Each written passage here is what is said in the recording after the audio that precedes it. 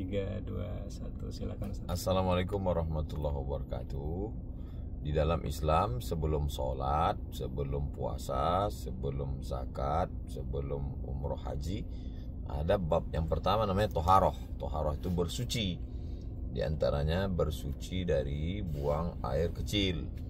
Buang air kecil itu setelah habis buang air kecilnya, buang air kecil jongkok. Karena kalau berdiri ibarat dia tabungan air, dia tidak habis tumpah.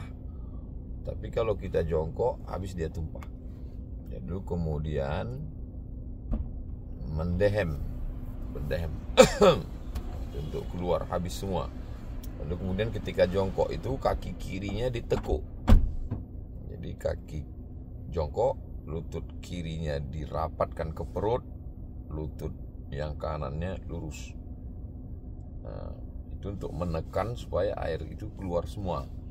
Nah, setelah keluar semua, yakinkan ditekan, ditarik dari bawah.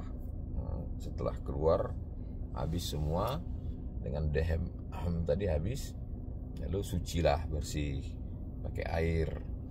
Tidak cukup hanya sekedar pakai tisu. Bahkan kalau di hotel bintang 5 yang tidak ada kerannya, pakai gelas, pakai gayung, pakai botol, siram pakai air sampai bersih. Dah, selesai. Yang kedua ada namanya mazi dan madi. Dia lebih kental daripada cairan air kencing. Dia lebih kental. Dia keluarnya bisa jadi karena nafsu, karena hasrat, birahi, bisa juga karena lelah dan lain sebagainya. Nah, ini kalau dia keluar hanya sekedar disiram pakai air saja, sama seperti air kencing. Siram bersih sampai tidak terasa lagi, terasa kental sampai hilang dia. Nah, setelah bersih, kalau dia kena ke kain, kena ke celana atau celana dalam, kena, itu tidak bisa dipakai sholat. Jadi dibuka, ganti baru. Cuma makanya kadang kita melihat beberapa orang bawa kain sarung. Supaya apa? Ketika dia buka di toilet ada bekas, itu dia mesti ganti pakai kain sarung sholat. Usahakan kemana-mana ada bawa kain sarung. Yang ketiga, sperma. Itu keluarnya karena mimpi. Keluar, terbangun, tidur, keluar. Nah, maka dia mandi wajib.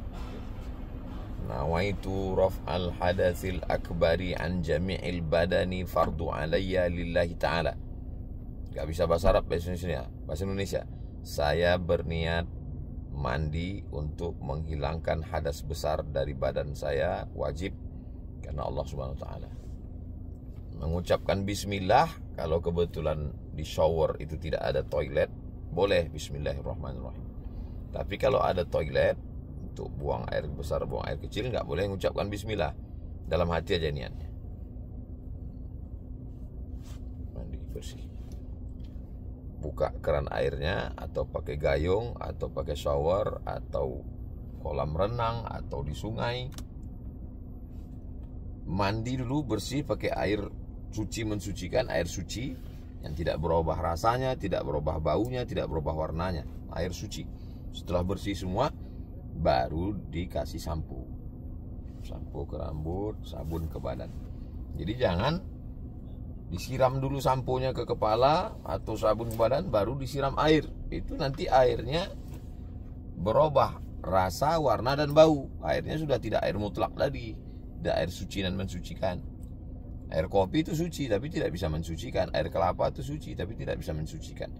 Nah, begitu. Lalu setelah bersih semua, barulah bisa melaksanakan sholat. Nah, beli fikih, kalau untuk referensi fikih Islam Sulaiman Rashid bahasa Indonesia.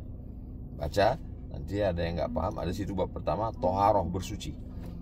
Nah, mulai cebok, mandi, wudu, tayamum, rukunnya, syaratnya, wajibnya, sunatnya, yang membatalkannya. Kalau tidak paham, nanti kirim WA ke Ustadz, akan dijawab Ustadz pakai voicemail. Terima kasih, berkah selalu, mudah-mudahan istiqomah. Assalamualaikum warahmatullahi wabarakatuh.